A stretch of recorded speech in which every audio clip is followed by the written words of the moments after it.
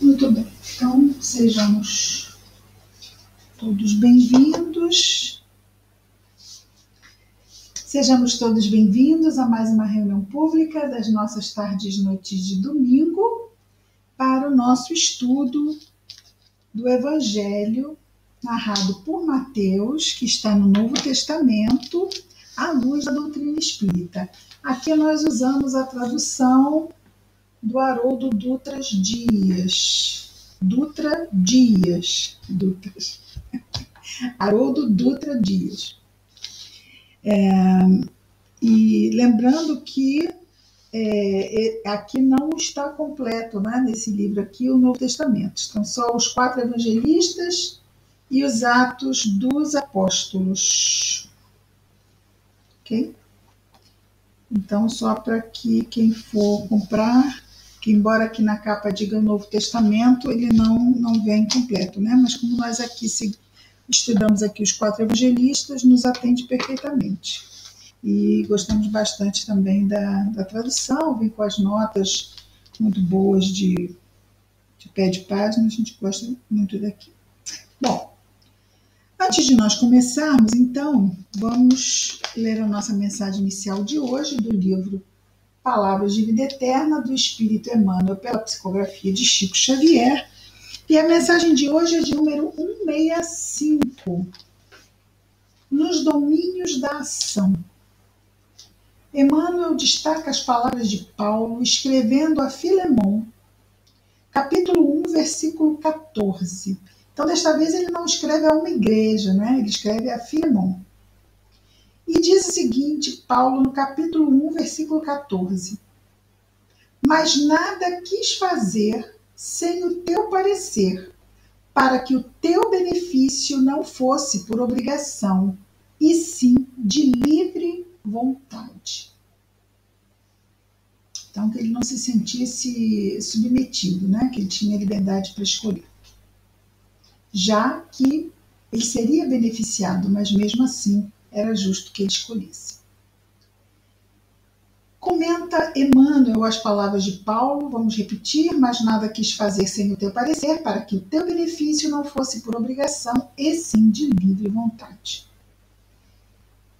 Comenta Emmanuel: orgulha-se o homem de teres e haveres, e costuma declarar, às vezes com excelentes razões, que os ajuntou à custa de enorme esforço.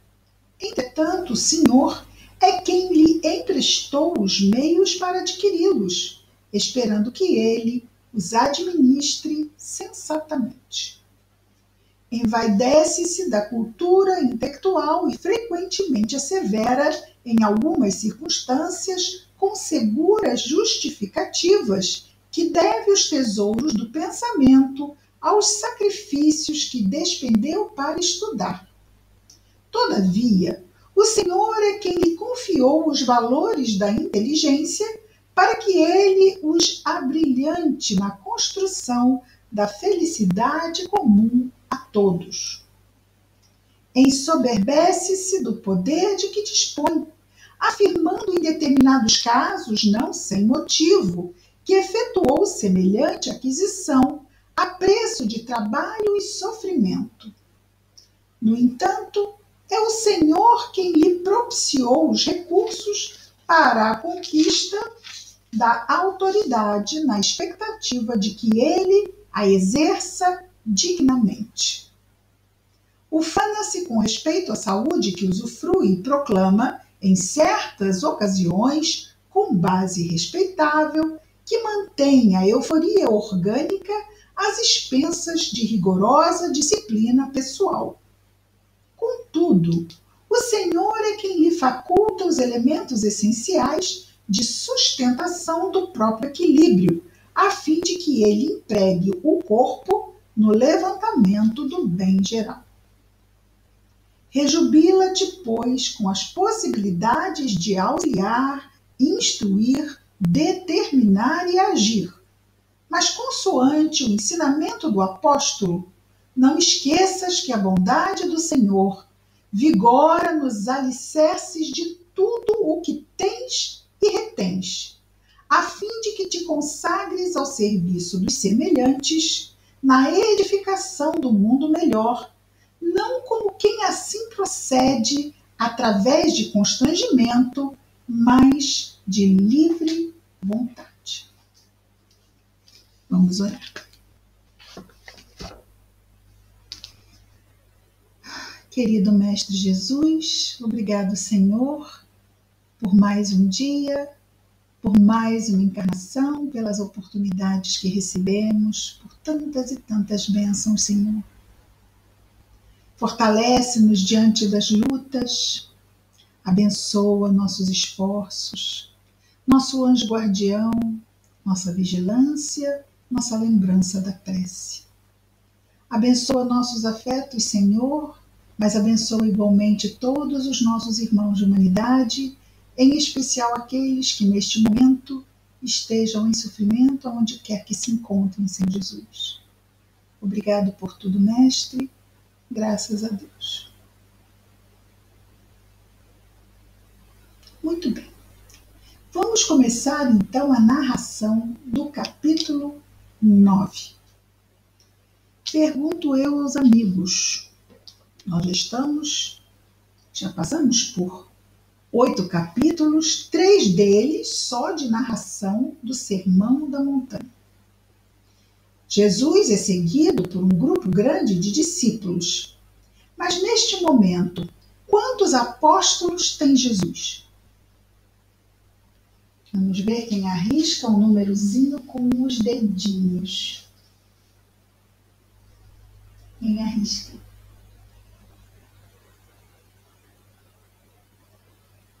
Ele já tem os 12? Se nós formos voltar um pouco antes do Sermão da Montanha, Jesus começa a escolher os seus apóstolos e escolhe quase no mesmo momento quantos? 4. 2 irmãos e depois outros 2 irmãos. Vamos ver isto no capítulo 4, no versículo, dos versículos 18 ao 22. Então, primeiro temos os 2 irmãos que ele chama Pedro e André. E depois ele chama João e Tiago. Os 4 eram pescadores, pessoas simples. Então, estes 4, com certeza, estavam com Jesus no Sermão da Montanha. Esses 4 estavam. Ok? Faltam outros, não é? Quem é que narra este evangelho? Mateus, correto? Mateus. Mateus, que era cobrador de impostos, era um homem que tinha já um conhecimento, não é? Imaginemos que ele trabalhava fazendo as anotações, então ele tinha uma cultura, não era uma pessoa ignorante, no sentido, não é? Intelectual, não no sentido da inteligência em si, no sentido intelectual. Mas aqui no capítulo 9 é que nós vamos ver o momento em que Jesus chama Mateus. Não antes. Isso é interessante, não é? Com certeza é. Onde nós estamos aqui no nosso mapa? Onde nós estávamos quando terminamos na semana passada? Vocês lembram? Haviam aqueles endemoniados, não haviam? Estavam lá nos sepulcros, que pediram para ir para os porcos, que foram para o mar. E aí veio a população e pediu para que Jesus fosse embora. Jesus estava na cidade de Gadara, estava aqui na Decápole. E agora nós vamos entender o início do capítulo 9. Estava aqui, em Gadara. Lembrando que este aqui é o lago de Genezaré, ou Mar da Galileia, e Jesus às vezes vinha para outra margem, embora ele realmente fosse pregasse, não é, com muito mais intensidade, sem sombra de dúvida, aqui na Galileia e também na Judeia. Mas vejamos então como começa a nossa narração, a narração aqui de Mateus, no versículo 1 do capítulo 9. Entrando no barco, mas onde ele estava para entrar no barco? Estava aqui, em Gadara, né? Do lado de cá do lago. Do lado de lá que nós temos a Galileia. Mas ele estava do lado de cá, na Decápole. Entrando no barco, atravessou o lago e foi para a sua própria cidade. Qual é a cidade de Jesus? Não onde ele nasceu, porque nós sabemos que ele nasceu na Judéia. Ele nasceu na cidade de Belém, próximo mesmo aqui a Jerusalém. Mas ele apenas nasceu lá, por aquela questão do censo, todos foram obrigados a se movimentar, mas ele não cresceu em Belém. Jesus, conhecido como Jesus de Nazaré, cidade de sua mãe, Maria de Nazaré. Então, aqui está a cidade de Nazaré, que fica na Galileia. Então, nós temos que ele sai de Gadara, atravessa o lago e vai para a sua cidade, a cidade de Nazaré. E foi para a sua própria cidade. Eis que traziam a ele um paralítico deitado sobre um leito. Levaram até Jesus o paralítico. E Jesus, vendo a fé deles, daqueles que levaram o doente para que Jesus o curasse, disse ao paralítico: anima-te, filho, os teus pecados foram perdoados. Questão interessante. Jesus, neste momento, cura o paralítico? Não. Jesus estava ali, através do paralítico, de novo, construindo o seu momento lição do dia.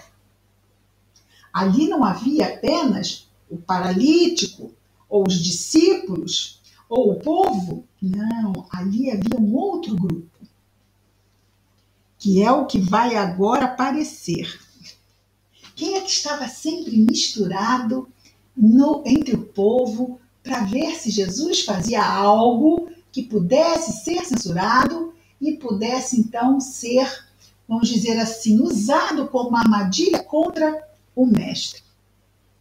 Nós vamos encontrá-los aqui também. E é por isso que Jesus não cura de pronto, porque Jesus ama-nos a todos, inclusive os mais difíceis, inclusive aqueles que têm más intenções.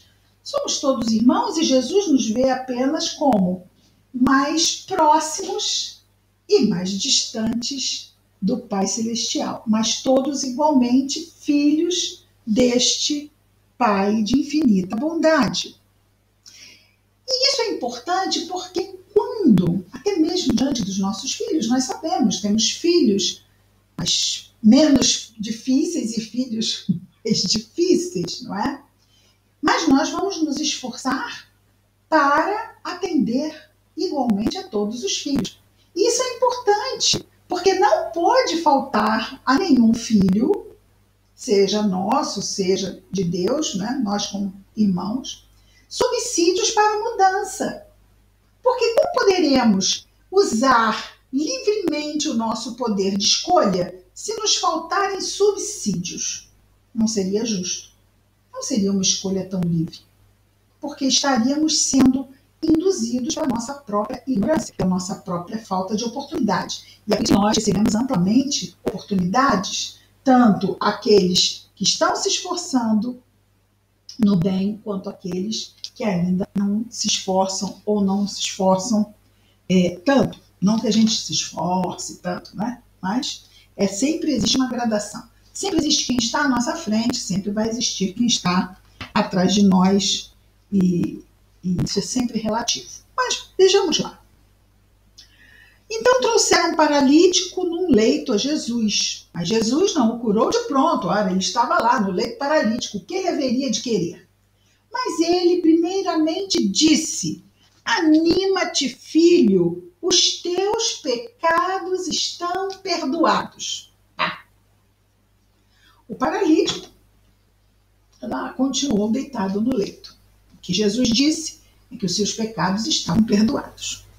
Eis que alguns dos escribas, olha eles aí, poderiam ser escribas, poderiam ser fariseus, são os homens do templo. No templo estavam os homens que detinham o poder e que temiam que Jesus quisesse tomá-lo deles. O poder temporal, o poder material. Não acreditavam, porque nós julgamos o outro como a nós, não é? Então não acreditavam que Jesus reunia a multidão e não iria querer depois dominá-la. E se dominasse, eles estariam excluídos do papel de poder mundano. Jesus nunca se preocupou em justificar suas intenções. Aliás, ele não precisava justificar, pois ele estava ali como Messias. O povo assim dizia, mas eles não aceitaram, como ainda não aceitam até hoje. Bom, mas estavam ali os escribas. E o que disseram os escribas? Ele blasfema. O que quer dizer blasfemar? É ir, né, é conspurcar a palavra de Deus, as leis de Deus, seria confrontar mesmo, não é, de forma indigna Deus. Imagina, Jesus fazendo isso. Mas assim eles disseram, ele blasfema, porque afinal quem poderia perdoar pecados? Deus, não é? Deus perdoa. Mas Jesus disse que os pecados dele estavam perdoados. Quem era Jesus para fazer isso? Uma blasfêmia, porque ele estava assumindo uma autoridade que ele não poderia assumir. Mas vejamos, Jesus estava assumindo uma autoridade para fazer mal a alguém? Ele estava prendendo alguém, magoando alguém, ferindo alguém, tirando posses de alguém? Não. Ele estava apenas aliviando a dor de alguém. Mas eles disseram, ele blasfema. E Jesus, vendo, isso no versículo 4, e Jesus vendo as reflexões deles, disse, por qual razão refletis essas coisas más em vossos corações? Porque embora eles tenham dito, ele blasfema, Jesus vai muito além. Ele blasfema são apenas duas palavras, não é? Mas o que vai por trás disso é muito maior. E Jesus vai dentro de nós, penetra os nossos pensamentos e o nosso coração, assim como os deles neste momento.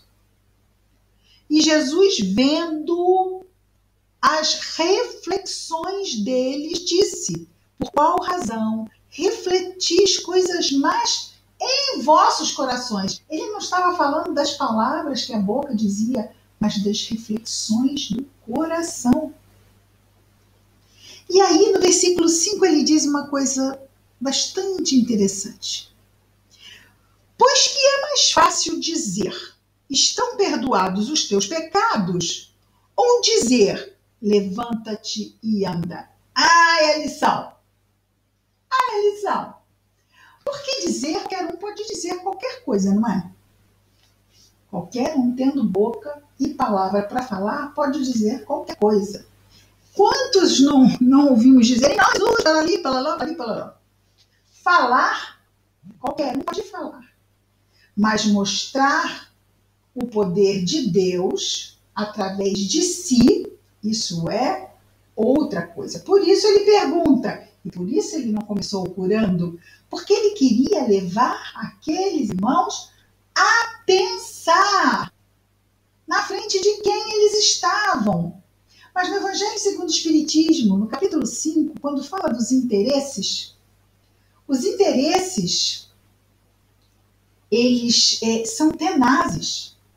E agora, anota, Robertinha, anota para mim, por favor, para ver se é capítulo 5 mesmo, que agora eu fiquei em dúvida, quando trata dos interesses. Eu poderia ver, mas ia perder minutos preciosos que não nos convém aqui. E aí, semana que vem eu falo com vocês. Mas o interesse, ele é tenaz. E ele nos mantém cegos para muitas coisas, que depois, quando o interesse passa, a gente pode olhar de novo e dizer, mas por que eu me compliquei tanto? Era só fazer isso ou aquilo. Mas é porque naquela hora nós tínhamos um determinado interesse que não nos permitiu flexibilizar. Nos mantemos ali endurecidos porque há um interesse. E eles também estavam ali recebendo orientações, esclarecimentos, mas infelizmente ainda estavam endurecidos. E eu digo isso, até por que Jesus perdeu tempo com eles? Se ele sabia que eles não iam mudar por causa daquilo. Mas eles não são espíritos imortais? Nós recebemos sementes, isso não quer dizer que a semente vai germinar na hora que ela é colocada. As sementes podem germinar séculos depois de serem plantadas, principalmente essas sementes morais. E, além do mais, ele não estava só falando para aqueles escribas, ele estava falando para todos. Era uma lição para todos. Então, no versículo 5, voltemos à questão que Jesus propõe.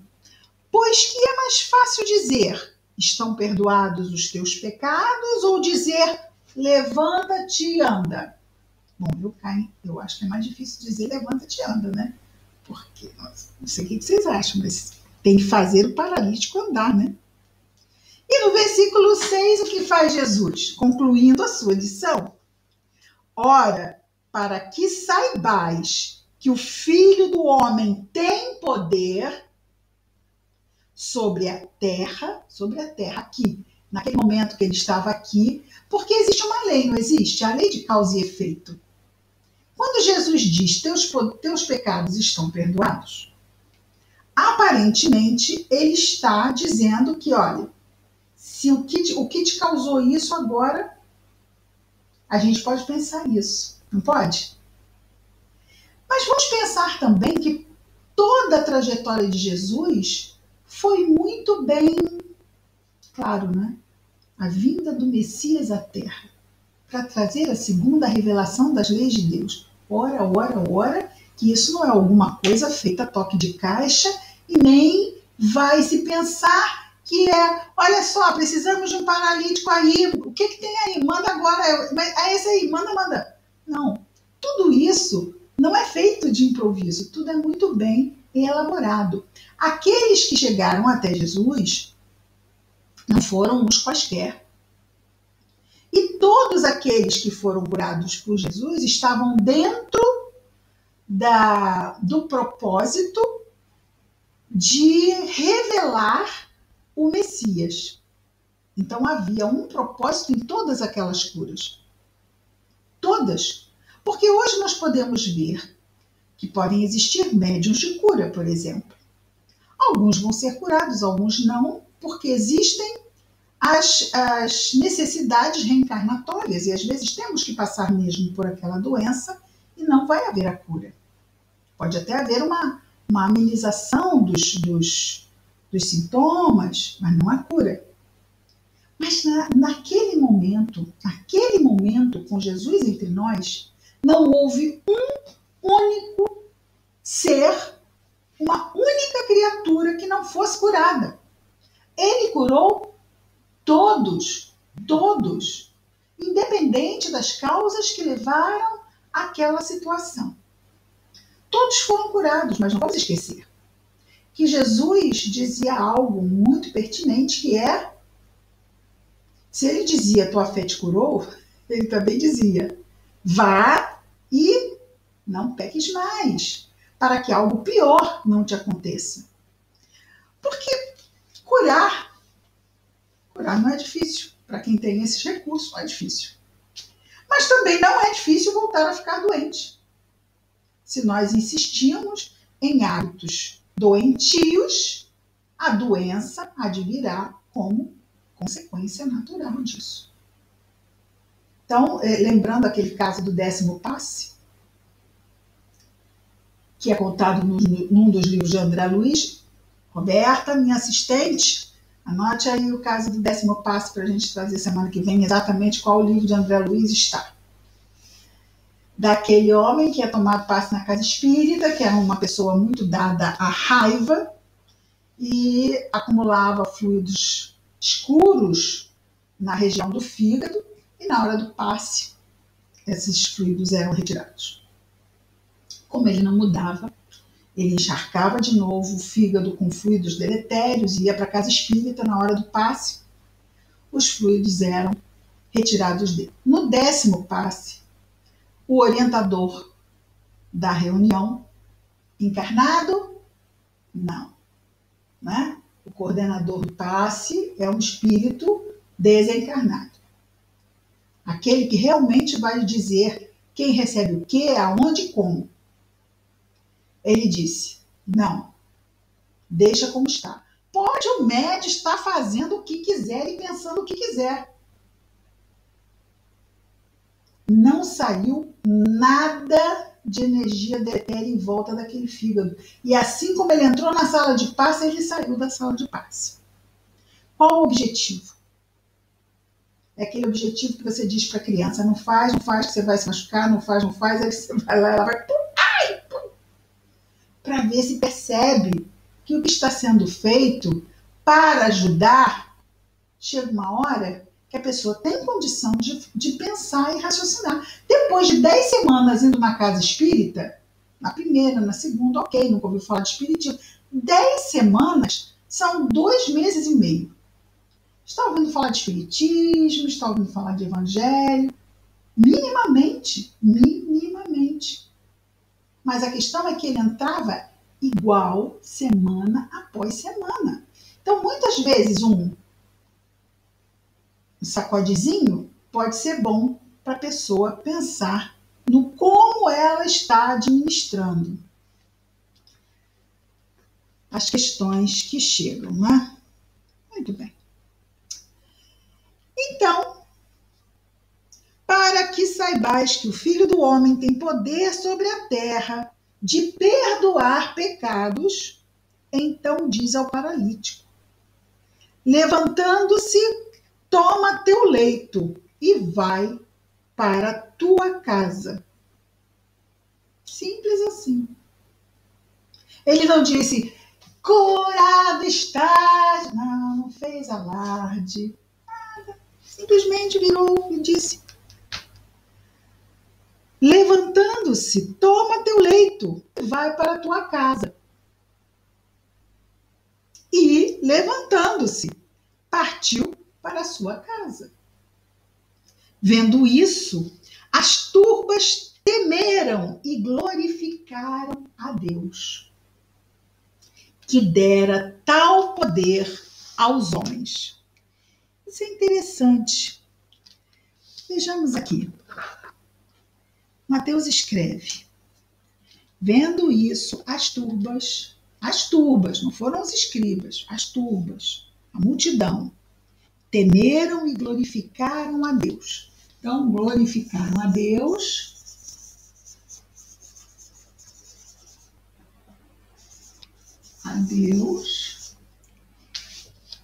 que dera, atenção, que dera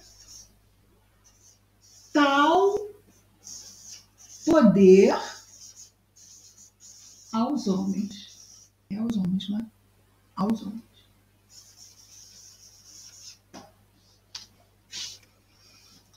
Que poder era esse? Vou compartilhar com vocês algo que eu achei que pode ser de duplo sentido, pelo menos até onde eu cheguei. Depois, no final, vamos anotar tudo, vamos conversar sobre isso. Por quê?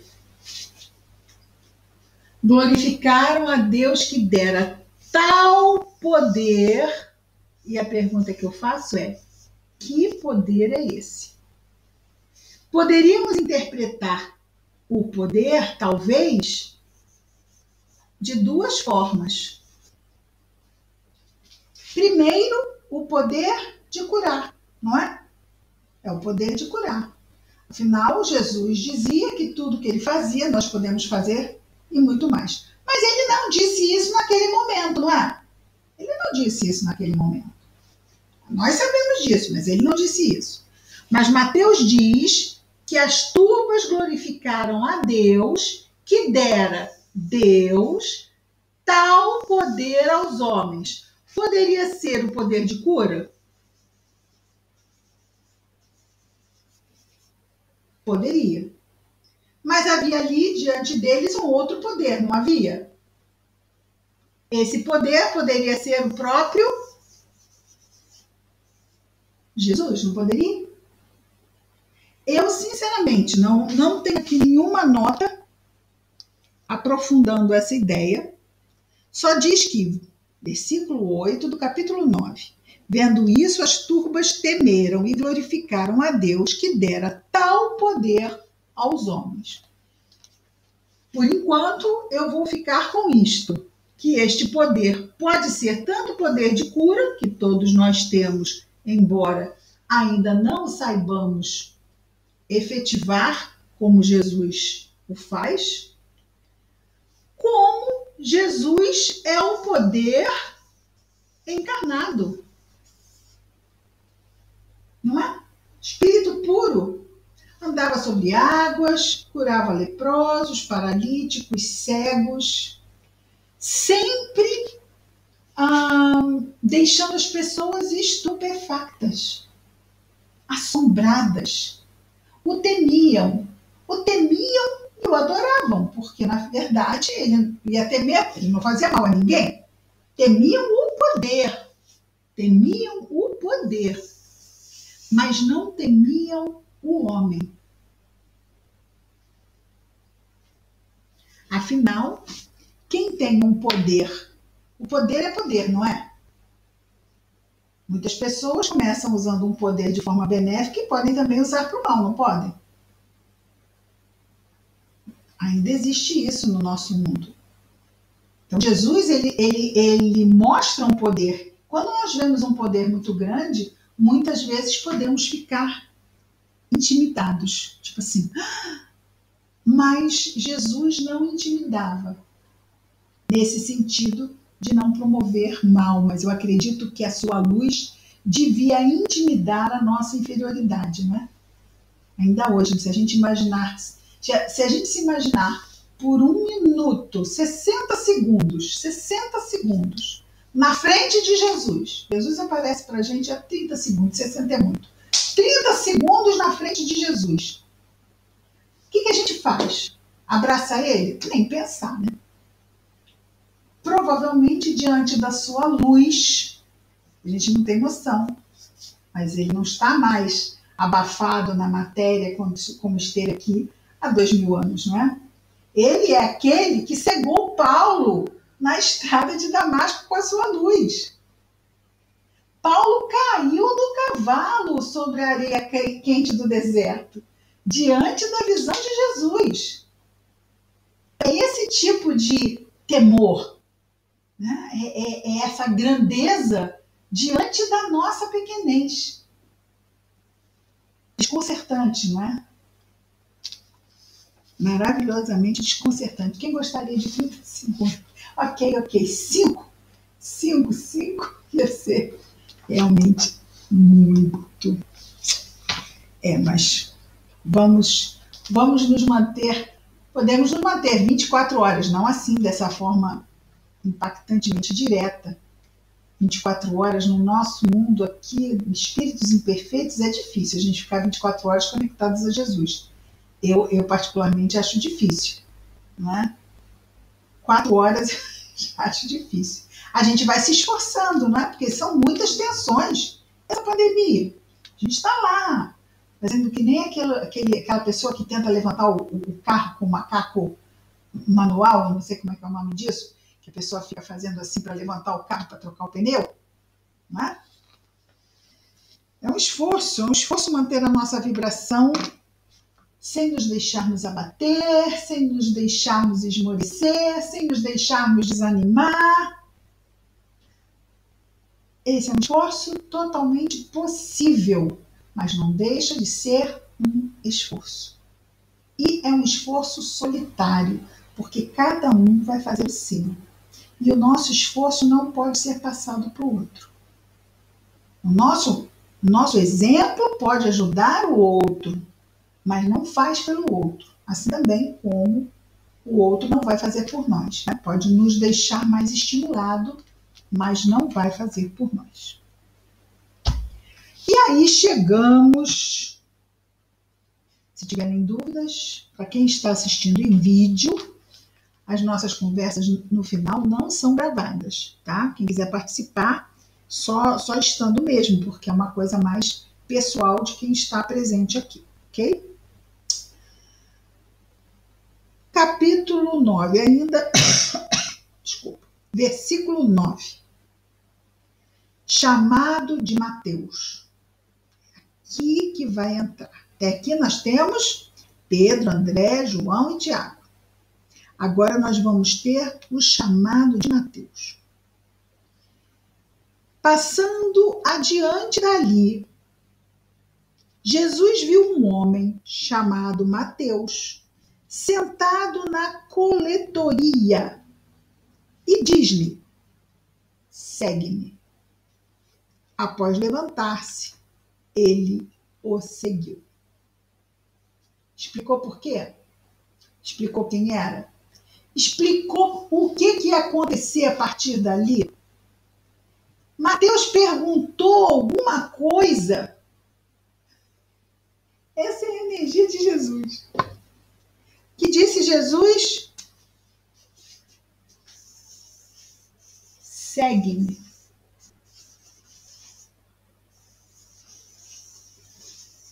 Jesus perguntou para ele: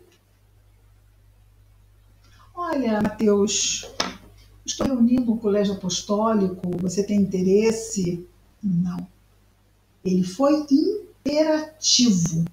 Lembra que nós falamos antes que as coisas não foram e não estavam acontecendo aqui de forma improvisada?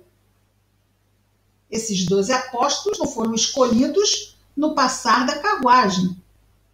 Não é? Eles foram escolhidos antes, muito antes de aqui chegarem. Às vezes acontecem coisas na nossa vida que a gente não questiona. Acontece e é como se a gente soubesse. Não sei se já aconteceu com vocês alguma vez. Imaginemos esses homens que Jesus chamava e dizia: vem. Não precisava explicar nada. Tudo já tinha acontecido antes, assim como acontece nos nossos planejamentos reencarnatórios. Muitos detalhes já foram tratados antes. Aqui nós viemos concretizar o planejamento. É porque nós somos muito ainda imaturos, complexos, confusos e, portanto, ainda vivemos muitos conflitos. Mas quando Jesus chega e chama, não há conflito. Vejamos, toda a sua energia pura, não tem que sobra de conflito. Ah, Cristina, mas teve um conflitado, que inclusive estava tão conflitado que foi lá e traiu Jesus. Jesus sabia da fraqueza desse, e tudo isso já havia sido previsto. Seria uma prova para ele? Seria uma prova para ele. Mas ele estava equivocado, e esse equívoco, vamos dizer assim, esse equívoco ia ter que acontecer de uma forma ou de outra. Porque no Antigo Testamento, tudo já havia sido dito como aconteceria. E Jesus, quando despede Judas da última ceia, ele despede sabendo, diz para que ele fosse, sabendo o que ele iria fazer. Jesus sabia, óbvio. E foi preso apenas quando quis, quando foi a hora certa, porque tentaram prendê-lo inúmeras vezes e Jesus simplesmente desaparecia no meio da multidão. Iam botar a mão nele, cadê Jesus? Não está mais aqui. Então, quando foi a hora estabelecida por ele, nessa hora ele foi preso. Nessa hora foi o fim da sua missão aqui entre nós. Segue-me. Após levantar-se, ele o seguiu. Em apenas um versículo, Mateus conta como Jesus o chamou para fazer parte do colégio apostólico. Vejamos então um outro item que tem o subtítulo de, ainda capítulo 9, refeição com os publicanos e pecadores. Muito bem, muito bem. Mateus era um publicano. Mateus era um cobrador de impostos. E, inclusive, diz aqui numa nota que a coletoria, Mateus estava sentado na coletoria. Temos aqui no lago de Genezaré, aqui no mar da Galileia, era feito muito comércio entre as regiões. E como eram regiões diferentes, havia o pagamento de impostos por circulação de mercadoria, o que? CMS, não sei como é que era o nome, alguma coisa assim. E aí havia no porto, quando chegavam os navios do outro lado, com as mercadorias, havia a coletoria para cobrar impostos sobre as mercadorias que estavam chegando. Por que eram tão mal vistos os publicanos? Porque esses impostos não ficavam para os judeus. Esses impostos iam para os romanos. Então, os publicanos eram mal vistos porque recebiam os impostos dos judeus e entregavam para os romanos. Eram mal vistos. Vejamos que publicanos e pecadores estavam no mesmo patamar para eles. E Jesus, nessa passagem, senta-se para comer com publicanos e pecadores. Conta-nos Mateus. E sucedeu que, estando ele reclinado à mesa em casa, não vamos esquecer que as mesas não tinham cadeiras, eram mesas mais baixas, onde as pessoas sentavam, né, no chão reclinadas, ou em cadeiras mais baixas, né, mas reclinados e não sentados como hoje nós fazemos. Então, estando Jesus reclinado à mesa em casa, eis que muitos publicanos e pecadores que tinham visto, né, que tinham vindo, reclinavam-se à mesa junto com Jesus e seus discípulos. Os fariseus, vejamos que agora não eram escribas, agora eram fariseus. Os escribas eram aqueles que escreviam, os escribas, né? Escreviam, faziam os apontamentos, anotavam as questões da lei, estavam lá no tempo para fazer isso. Os fariseus eram aqueles que ficavam tomando conta para ver se todo mundo fazia o que estava na lei. Mas não era só na lei de Deus, lá dos 10 mandamentos, não. Era toda a lei de Moisés. Eles colocavam no mesmo patamar, tanto as leis de Deus quanto as leis de Moisés. E Jesus foi muito claro, dizendo que veio cumprir a lei e não derrogá-la. Mas ele veio cumprir as leis de Deus. Ele não tinha nada a ver com a lei aqui dos homens. Não a descumpria. Não a descumpria quando não causava nenhum prejuízo a um ser humano. Então, se ele tivesse que curar num sábado, ele iria curar, como curou. Então, temos aqui, e sucedeu que, estando ele reclinado à mesa, eis que muitos publicanos e pecadores que tinham vindo reclinavam-se à mesa junto com Jesus e seus discípulos. Os fariseus, vendo isso, diziam aos discípulos dele, não diziam para ele, diziam aos discípulos dele, como se ele não fosse ouvir, né? Por que vosso mestre come com publicanos e pecadores? Ele, porém, ouvindo, Jesus disse: os sãos não têm necessidade de médico, mas os que estão doentes. Ide e aprendei o que significa misericórdia quero e não oferenda, pois não vim chamar justos, mas pecadores. O sacrifício, essa oferenda, misericórdia quero e não oferenda. Oferenda estava ligada à ideia de sacrifício, né? Então Jesus estava dizendo que ele estava ali para ajudar os necessitados que vinham a ele. Agora, quem na Terra não é necessitado? Todos somos.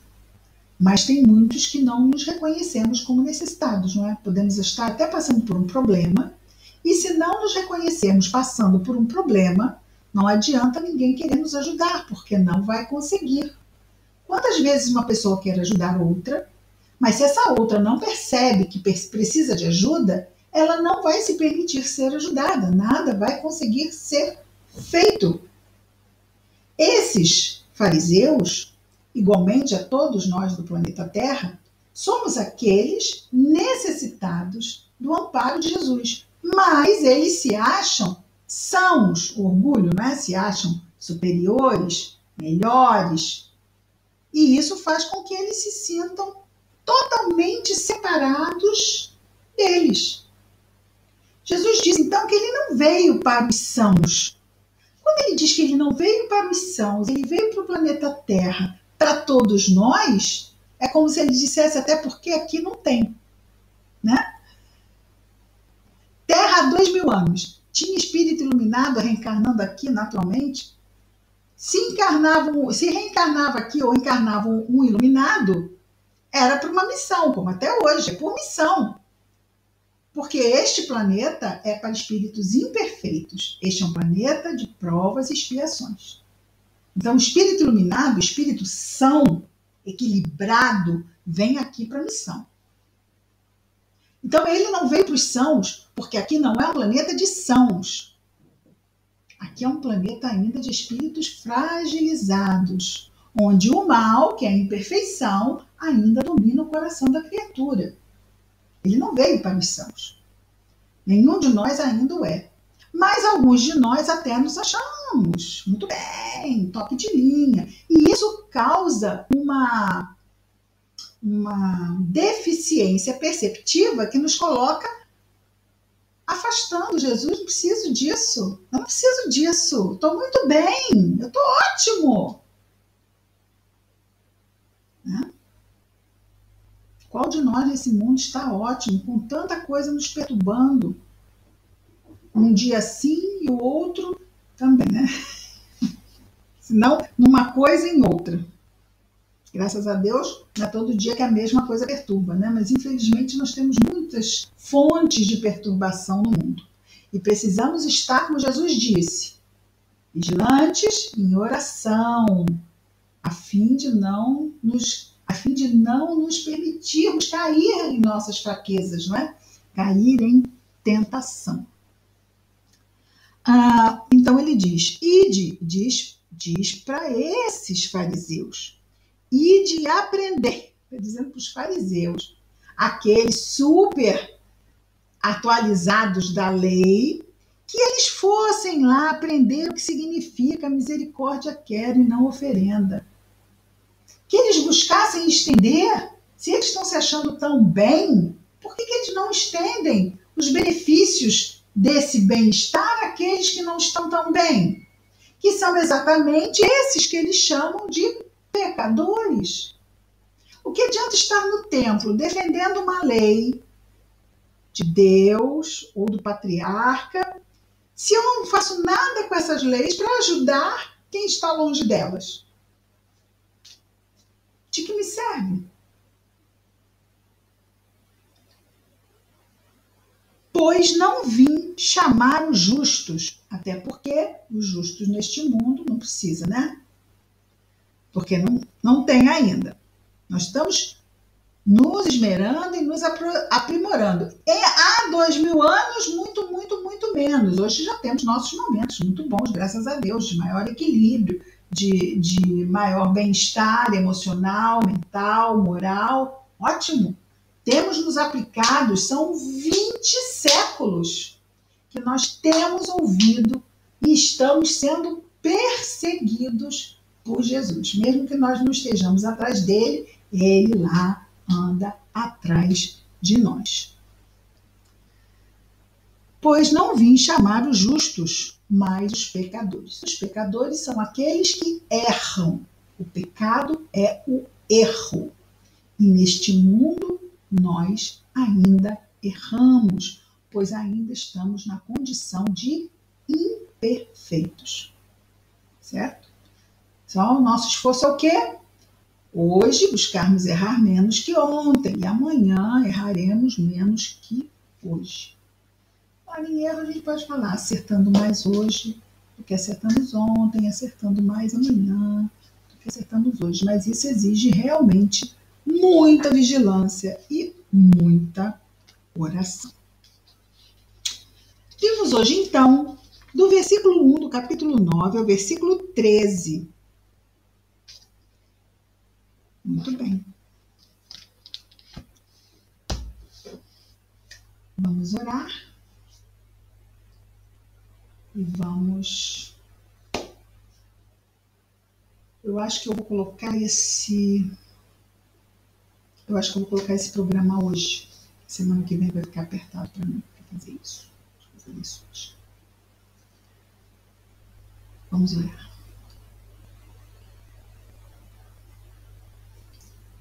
Querido Mestre Jesus, obrigado, Senhor, pelas tuas bênçãos em nossas vidas. Que essa nossa semana, que hoje começa, possa ter em nossos corações a tua paz, Senhor. Ajuda-nos a nos acalmarmos diante das dificuldades, a estendermos as nossas mãos amigas aos corações que estejam necessitando de uma palavra, de uma prece, de um gesto amigo, Senhor. Que as tuas bênçãos estejam sempre em nós e entre nós, Senhor Jesus, hoje e sempre. Graças a Deus.